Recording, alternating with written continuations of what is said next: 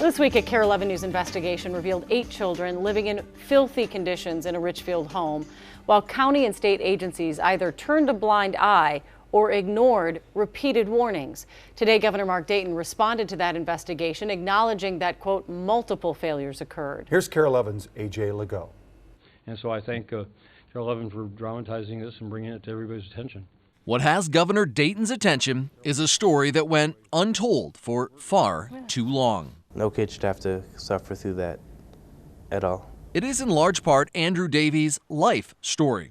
A life lived in a Richfield home with 7 other younger adopted kids, where conditions were, in the words of the governor after viewing KARE 11's reports, horrible, awful, and a breakdown in the system. Anytime there's one child or one family that's caught in that kind of just horrible situation, it's one too many, and means that there are multiple failures. Multiple failures, including Hennepin County Child Protection not taking action despite multiple warnings that the kids living in the home were at risk. And after the second call, and it was still unsubstantiated, I just stopped making calls.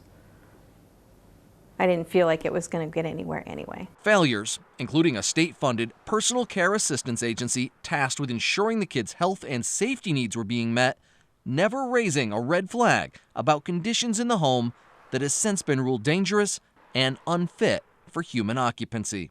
It was a hellhole. A hellhole. Of a hellhole, yeah. Failures including a Hennepin County public health nurse on a mandated home visit just last summer describing this house as a neat and clean home. The bathroom up above is coming right down through the ceiling here. You don't want to stand in here, that's all black and old. Failures to ensure the kids were receiving the taxpayer-funded care that Erin Davies and her now deceased mom Betsy, who had fostered and adopted all the children, were being paid for. Were you lying on those timesheets, or were you actually working those hours? The fact that they reached the level of just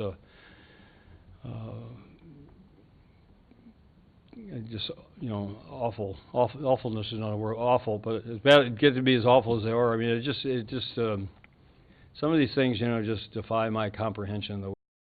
As you saw, the governor there at a loss for words talking about the report. He also noted, as we've previously reported, that the Department of Human Services has launched an investigation in response to what we uncovered. I think it fails Minnesota, frankly. Children shouldn't have to live that way. Minnesota Attorney General Lori Swanson today responding to KARE 11's reports showing the horrific conditions 8 adopted children were forced to live in inside this Richfield home. You don't want to stand in here, that's all black and old.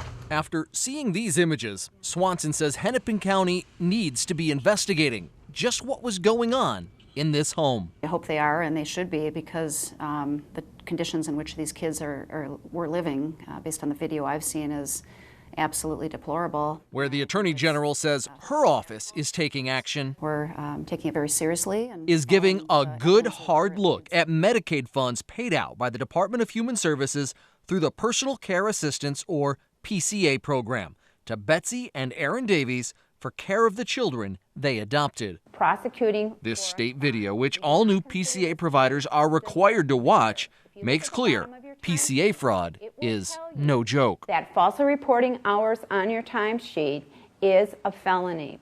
Theft of $1 of public funds is a felony. In this timesheet from late December of last year, Erin Davies claims to spend 21 hours working with one of her adopted sisters and another 34 hours helping her adopted brother, 20-year-old Andrew Davies, with basic things like dressing, grooming, bathing, and eating.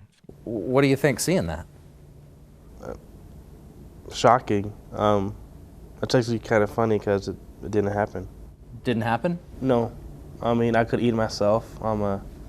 I can dress myself. Yeah, I did it on my own. Payroll records obtained by KARE 11 show Erin, through her employer, About You Inc., billed taxpayers for 108 hours of care for Andrew last June alone, including 12 hours on June 24th. The same day, former friends say Erin took an evening flight to Vegas with them. Any idea what was being done for all the PCA money that she was being paid? I have no idea, man. I couldn't tell you. We wanted Erin Davies to tell us. Excuse me, Miss Davies. From Care 11, we want to ask you some questions about the PCA hours you claim you were working. While she refused to talk with us, she is speaking out on Facebook. One of her friends shared this message Erin posted after meeting with Attorney General investigators on Friday. She writes, she's confident the truth will come out. While Swanson won't discuss specifics of their investigation, she says they're reviewing all the facts. We're going to move it forward as quickly as we can, and we'll take whatever action is appropriate after it concludes. Our other top story tonight, the Minnesota Attorney General filed charges against a woman today at the center of a Care 11 investigation. The AG's office began their investigation back in May after the Care 11 investigative team exposed children left to live in filth while taxpayers footed the bill for their care. Investigative reporter AJ Legault joins us now with the new developments. AJ? Julie, Randy, 11 felony counts of theft by false representation. That's what this criminal complaint filed today charges Erin Davies with. In essence, ripping off taxpayers by falsely claiming to provide personal care assistance to special needs children. Down through the ceiling here. Trash-filled rooms. You don't want to stand in here. That's all black and old. Bare mattresses stained with animal feces and urine. The images from inside the Richfield home where 8 special needs children lived have left a bad taste in the mouth of all who see them. And I think it fails Minnesota, frankly. Including Minnesota Attorney General Lori Swanson. I've seen your video, and these children were living in just abject squalor conditions. But Care 11's investigation found not just children living in squalor, but also their caregivers, 34-year-old Erin Davies and her now deceased mom Betsy, billing taxpayers for Medicaid-funded personal care assistance, or PCA services, for Andrew Davies and 2 other adopted kids that didn't appear to have been provided as claimed. Didn't happen? No. Any idea what was being done for all the PCA money that she was being paid? I have no idea, man. I couldn't tell you. After our stories aired, the Attorney General vowed to investigate. That type of conduct would be fraud upon the taxpayer. Today, this 11-count complaint was filed, charging Davies with defrauding taxpayers of more than $26,000 since 2009. It details Davies billing for PCA hours when the kids were in school. She claimed to be helping Andrew at the same time he was actually at work. Care 11's investigation found state billing records showing on September 1st of last year, Erin claimed to provide Andrew with 15 hours of PCA care when Facebook posts showed she was playing the ponies with friends at Canterbury Park. We exposed how last summer, while in Vegas, Erin billed the state claiming to provide PCA care for kids who were back in Minnesota. The AG's office corroborated Care 11's findings that Erin billed for PCA services that could not have been provided. On top of the Vegas trip, the criminal complaint shows she claimed to be helping the kids at the exact same time Facebook shows nights out at Toby Keith's bar, the Garth Brooks concert, and Cowboy Jack's bar. The list of partying on the taxpayer dime while the kids she was claiming to be caring for lived in filth goes on and on and on. I wanted to ask you about the 11-count complaint. We called Erin today to discuss the charges. She hung up. She's refused to answer questions about her actions since we first began investigating last January. Were you ripping off taxpayers by lying about the PCA hours you were working? She didn't answer our questions. She'll now have to answer questions before a judge. If convicted on all counts, Erin Davies faces a maximum sentence of 10 years in prison and tens of thousands of dollars in fines.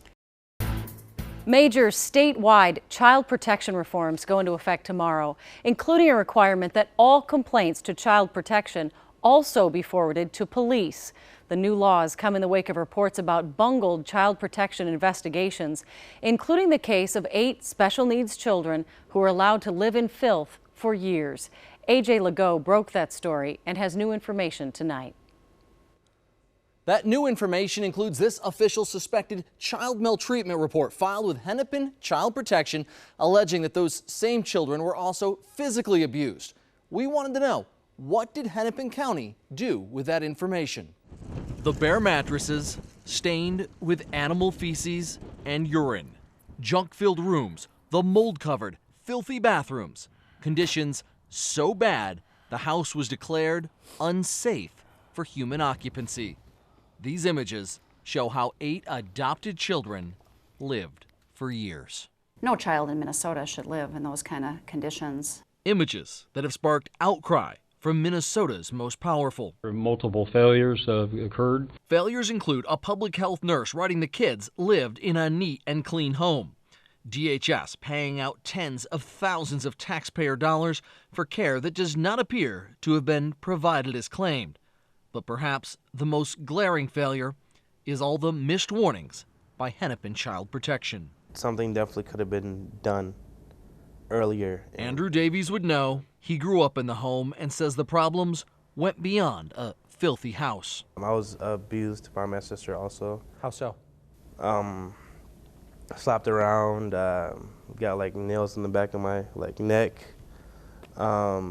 Even got thrown down the stairs one time. Back in February, Andrew filed this child maltreatment report, claiming his adopted sister, Erin Davies, mother to 2 adopted kids and state-paid caregiver for the others, physically abused most of the children, throwing a bucket of hot cleaning water at them, clawing their necks, slapping them across the face, not giving the kids their medications, and using them herself. Pretty rough stuff. Yeah, pretty rough stuff. Andrew's report was far from being the first time CPS was warned the kids were at risk.